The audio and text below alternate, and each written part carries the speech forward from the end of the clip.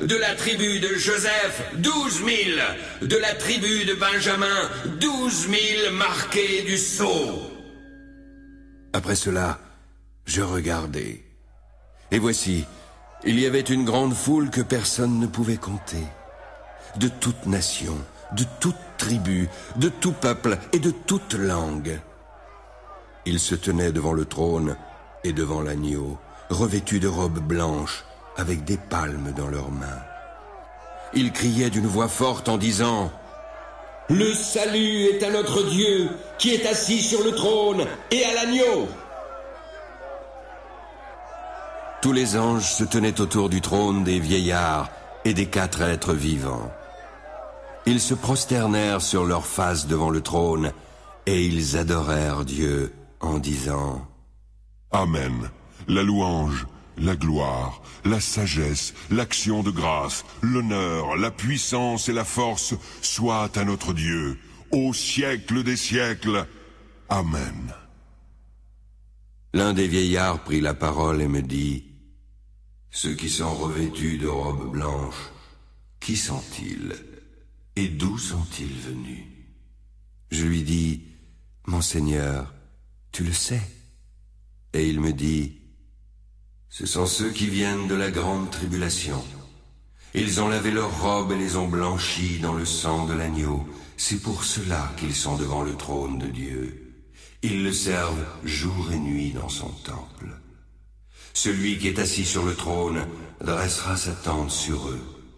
Ils n'auront plus faim, ils n'auront plus soif, et le soleil ni aucune chaleur ne les frappera point.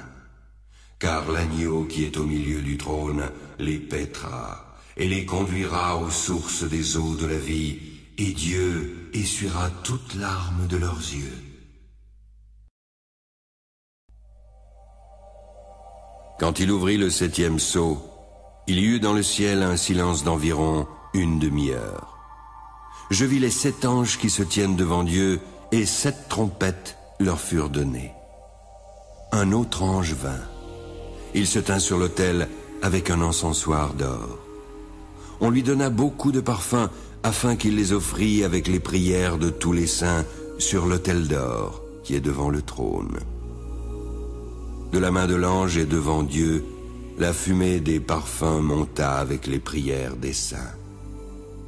L'ange prit l'encensoir, le remplit du feu de l'autel et le jeta sur la terre. Il y eut des voix, des tonnerres, des éclairs et un tremblement de terre. Les 7 anges, qui avaient les 7 trompettes, se préparèrent à en sonner. Le premier sonna de la trompette, puis il y eut de la grêle et du feu mêlés de sang qui furent jetés sur la terre. Le tiers de la terre fut brûlé, le tiers des arbres fut brûlé, et toute l'herbe verte fut brûlée. Le second ange sonna de la trompette. Quelque chose comme une grande montagne embrasée par le feu fut jeté dans la mer. Le tiers de la mer devint du sang. Le tiers des créatures vivantes qui étaient dans la mer mourut, et le tiers des navires périt. Le 3e ange sonna de la trompette. Il tomba du ciel une grande étoile ardente comme un flambeau. Elle tomba sur le tiers des fleuves et sur les sources des eaux. Le nom de cette étoile est Absinthe. Puis le tiers des eaux fut changé en absinthe, et beaucoup d'hommes moururent par les eaux, car elles étaient devenues amères. Le 4e ange sonna de la trompette. Le tiers du soleil fut frappé, ainsi que le tiers de la lune et le tiers des étoiles, afin que le tiers en fût obscurci et que le jour perdît un tiers de sa clarté, de même pour la nuit. Je regardai et j'entendis un aigle qui volait au milieu du ciel, disant d'une voix forte « Malheur, malheur, malheur aux habitants de la terre ! Malheur à cause des autres sons de la trompette des 3 anges qui vont sonner !» Le 5e ange sonna de la trompette. Je vis une étoile qui était tombée du ciel sur la terre. Il lui fut donné la clé du puits de l'abîme afin qu'elle l'ouvrît. Puis il monta du puits une fumée, comme celle d'une grande fournaise.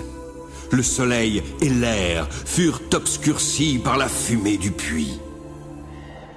De la fumée sortirent des sauterelles qui se répandirent sur la terre. Il leur fut donné un pouvoir comme celui des scorpions de la terre. Il leur fut dit de ne point faire de mal à l'herbe de la terre, ni à aucune verdure, ni à aucun arbre, mais seulement aux hommes qui n'avaient pas le sceau de Dieu sur le front.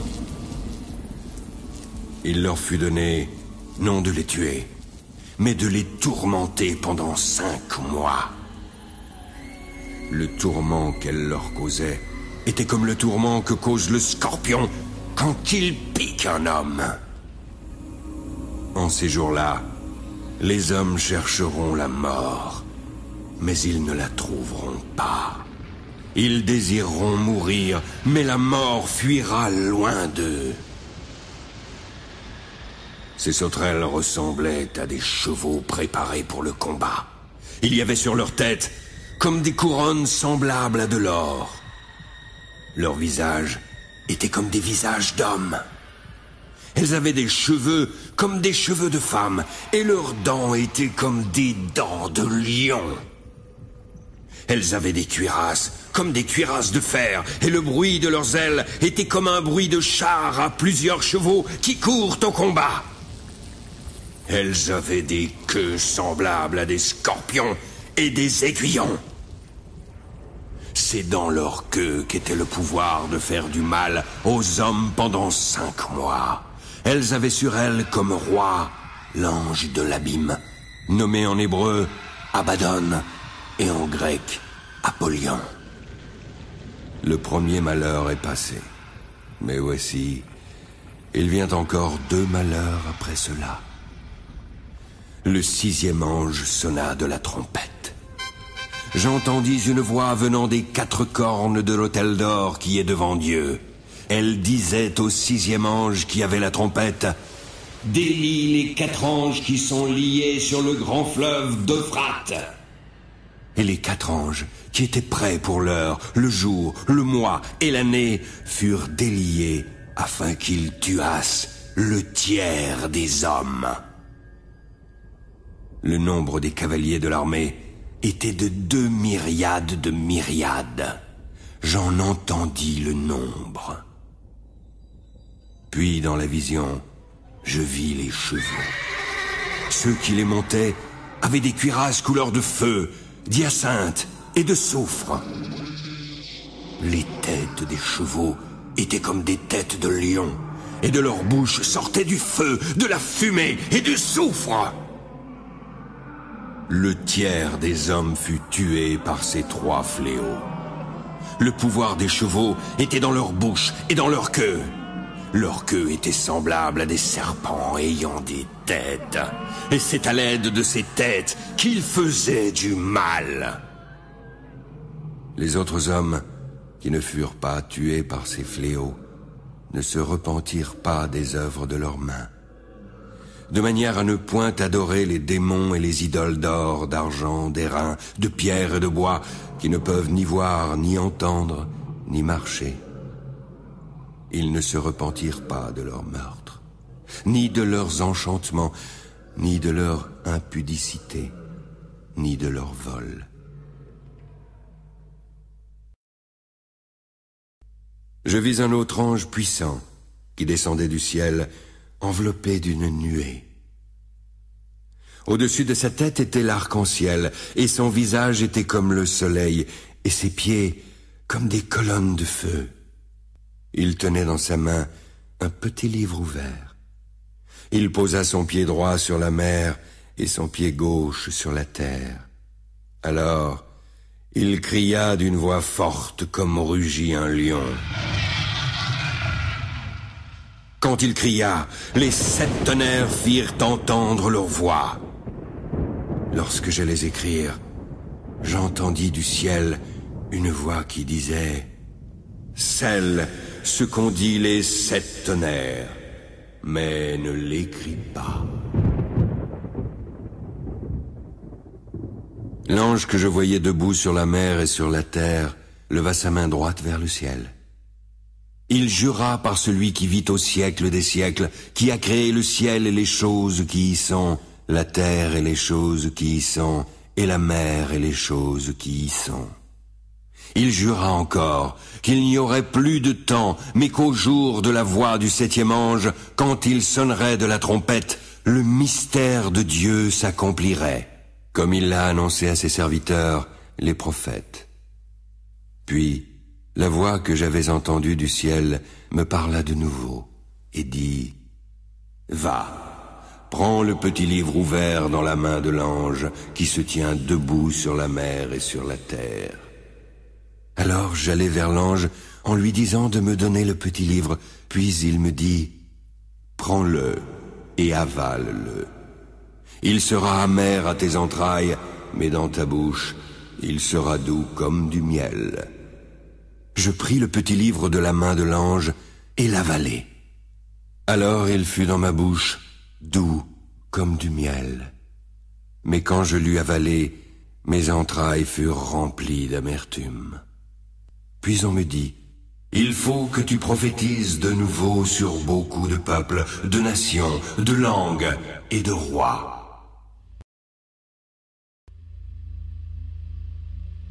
On me donna un roseau semblable à une verge en me disant « Lève-toi, mesure le temple de Dieu, l'autel et ceux qui y adorent.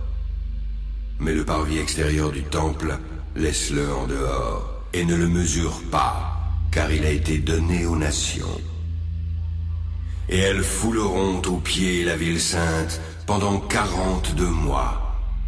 Je donnerai à mes 2 témoins le pouvoir de prophétiser, revêtus de sacs, pendant 1260 jours. Ce sont les 2 oliviers et les 2 chandeliers qui se tiennent devant le Seigneur de la terre. Si quelqu'un veut leur faire du mal, du feu sort de leur bouche et dévore leurs ennemis. Si quelqu'un veut leur faire du mal, il faut qu'ils soient tués de même manière. Ils ont le pouvoir de fermer le ciel, afin qu'il ne tombe point de pluie pendant les jours de leur prophétie. Ils ont le pouvoir de changer les eaux en sang et de frapper la terre de toute espèce de plaie chaque fois qu'ils le voudront. Quand ils auront achevé leur témoignage, la bête qui monte de l'abîme leur fera la guerre, les vaincra et les tuera. Leurs cadavres seront sur la place de la grande ville, qui est appelée, dans un sens spirituel, Sodome et Égypte, là même où leur Seigneur a été crucifié. Des hommes d'entre les peuples, les tribus, les langues et les nations verront leurs cadavres pendant 3 jours et demi, et ils ne permettront pas que leurs cadavres soient mis dans un sépulcre. À cause d'eux, les habitants de la terre se réjouiront et seront dans l'allégresse. Ils s'enverront des présents les uns aux autres, parce que ces 2 prophètes ont tourmenté les habitants de la terre. Après les 3 jours et demi, un esprit de vie venant de Dieu entra en eux. Voici, ils se tinrent sur leurs pieds, et une grande crainte s'empara de ceux qui les voyaient. Puis, ils entendirent du ciel une voix qui leur disait « Montez ici ». Alors, ils montèrent au ciel dans la nuée, et leurs ennemis les virent. À cette heure-là, il y eut un grand tremblement de terre, et la 10e partie de la ville tomba. 7000 hommes furent tués dans ce tremblement de terre. Les autres furent effrayés et donnèrent gloire au Dieu du ciel. Le second malheur est passé. Mais voici, le 3e malheur vient bientôt. Le 7e ange sonna de la trompette. Il y eut dans le ciel de fortes voix qui disaient « Le royaume du monde est remis à notre Seigneur et à son Christ. Il régnera au ciel. »